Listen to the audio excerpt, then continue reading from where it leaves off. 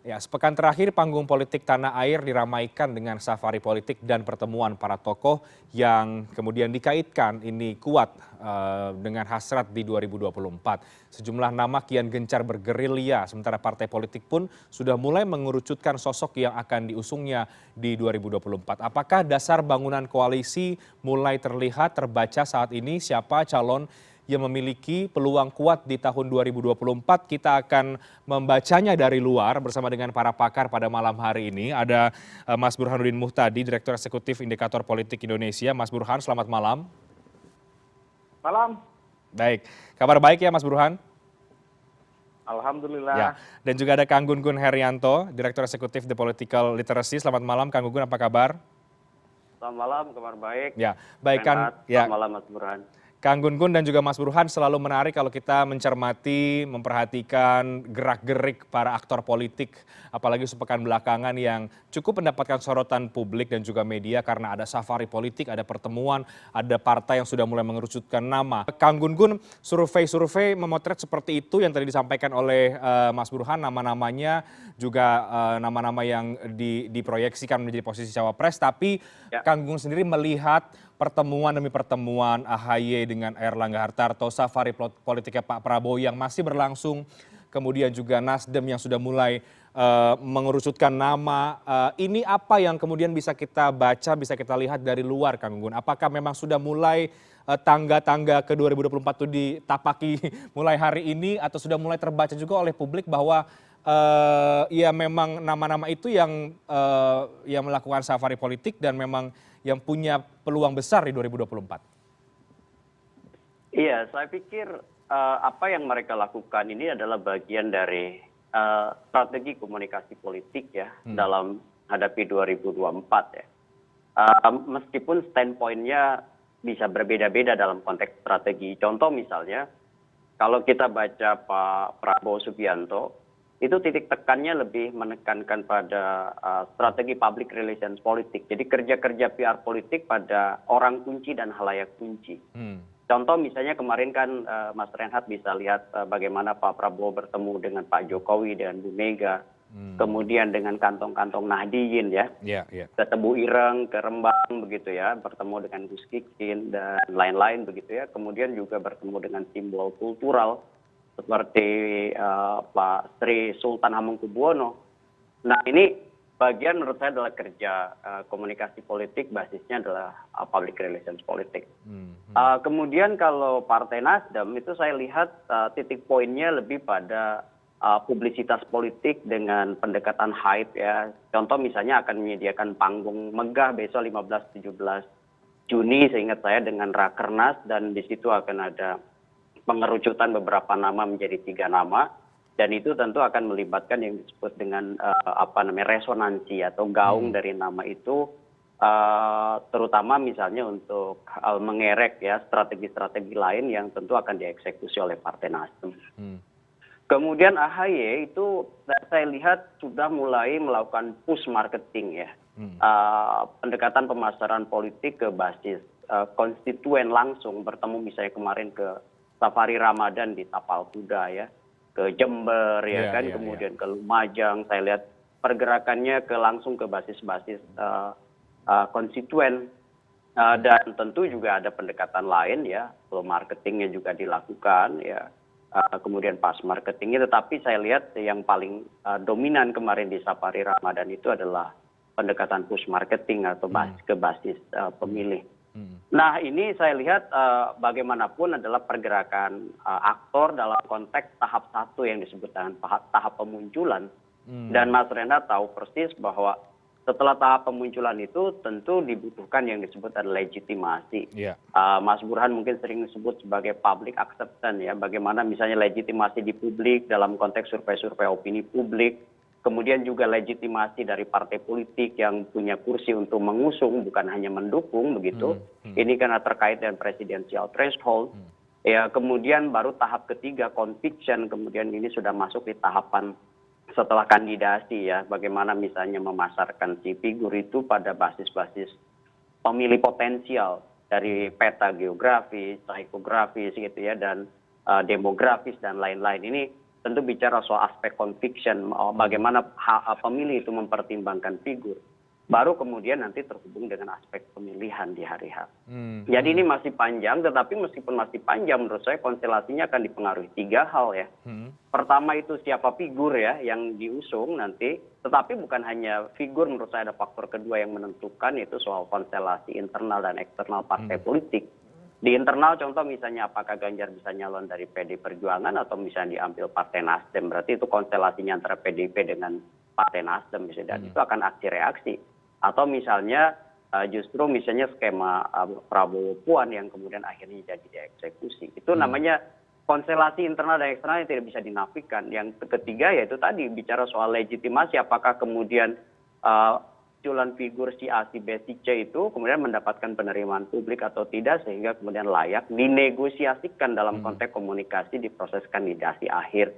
Ya mungkin nanti di awal atau pertengahan 2023 begitu. Oke, jadi apa yang para tokoh, para aktor politik ini lakukan adalah sebuah strategi berbeda-beda tadi ya, penjabarannya Kang Gunggun, ada yang mendekati halayak kunci, ada yang kemudian untuk publisitas politik, ada yang push marketing dan beberapa hal yang lain. Kang Gunggun bicara soal koalisi. Dari pertemuan-pertemuan itu kita lihat ke safari politiknya Pak Prabowo ke rumahnya Bu Mega, pertemuan AHY dengan Pak Erlangga, dan juga pertemuan yang lain. Apakah sebenarnya kita sudah bisa mulai membaca ya, mulai melihat bahwa sudah terlihat arah-arah koalisinya akan seperti apa? Atau sekali lagi sebetulnya ini masih cukup cair, jadi apa yang dilakukan oleh para elit ini adalah masih sebatas menyaring atau mencari teman-teman yang bisa diajak berkoalisi. Tapi dijawab nanti Kang, kami break dulu, kita akan segera kembali sesaat lagi.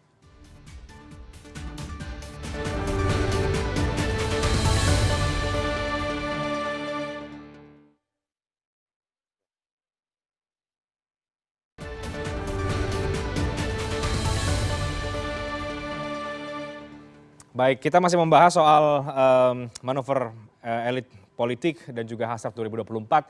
Saya ke Kang Gunggun sekarang. Kang Gunggun, apakah dari pertemuan-pertemuan yang terjadi sepekan terakhir atau mungkin beberapa waktu belakangan, kedekatan yang ditunjukkan oleh para elit ini sudah menjadi sinyal atau kita bisa sudah melihat bahwa arah koalisinya akan kemana? Atau sekali lagi ini masih belum cukup untuk kita simpulkan kira-kira akan seperti apa konfigurasi koalisi ataupun capres-cawapres di 2024? Iya, menurut saya masih sangat cair ya. Konfigurasinya masih bisa berubah seiring dengan dinamika yang terjadi terutama dalam tahun ini dan mungkin awal tahun depan ya. Jadi pertama itu menurut saya akan sangat ditentukan oleh skema ya, keuntungan yang mungkin diperoleh oleh partai-partai, terutama dalam konteks negosiasi politik ya antar kekuatan, Mas Reinhardt. Tadi Mas Burhan misalnya bicara soal politik transaksional, ya itu memang kerap kali juga menjadi faktor yang harus dibaca. Itu yang mungkin kalau kita lihat misalnya salah satu faktor yang juga menentukan dalam penentuan skema capres-cawapres itu juga hitung-hitungan soal cost of entry itu, biaya masuk gelanggang pertarungan yang dan itu seringkali menjadi barrier ya bagi sebagian orang untuk kemudian melaju, kemudian menjadi kandidat yang diusung oleh partai atau gabungan partai politik. Kemudian yang ketiga tentu adalah konteks dinamika figurnya itu sendiri ya. Apakah misalnya punya mendekati proses injury time pengusungan itu misalnya punya masalah atau tidak yang kemudian tadi diistilahkan misalnya tsunami politik atau mungkin huru hara politik atau mungkin tercederainya citra dan reputasi politik ya yang kemudian mengakibatkan misalnya pola yang berubah ya yang kemudian dievaluasi oleh partai untuk kemudian tidak jadi atau mungkin juga ada the best alternatif untuk kemudian dimajukan dalam skema capres-cawapres. Jadi menurut saya Mas Reinhardt masih sangat cair ya. Kalau misalnya ada beberapa figur yang dianggap misalnya taruhlah bisa melaju tadi misalnya Mas Burhan sebut PDI Perjuangan bisa mengusung sendirian dengan 128 kursi seingat saya ya dari total 575 berarti sekitar 22,26% kursi DPR.